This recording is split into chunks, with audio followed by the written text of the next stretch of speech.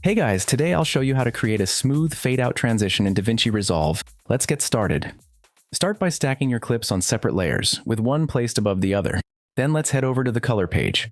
Now we need to ensure that both our clips have the same color tone for a seamless transition. To match the color tones of both clips, first select the second clip. Then while holding Control, click on the first clip. Right-click and choose Shot Match to this clip. Now you'll notice that both clips have a similar color tone. Then select the first clip and open the node editor. Right-click on the first node, hover over Add Node, and select Add Serial to create a new node. Next, right-click anywhere in the node editor and select Add Alpha Output. Finally, connect the blue alpha output of the second node to the blue alpha input of the alpha output. Then move the playhead to the point where you want the transition to begin. Click on the diamond icon next to Corrector 2 to enable keyframing, allowing you to animate the transition effect. Next, move the playhead a few frames forward. Now in the qualifier section, go to the luminance parameter and gradually decrease the high value until the second clip is fully revealed.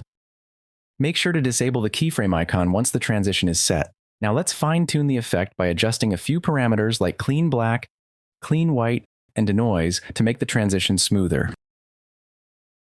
You can slightly increase the keyframe spacing to extend the fade duration. Now let's hit play and check it out.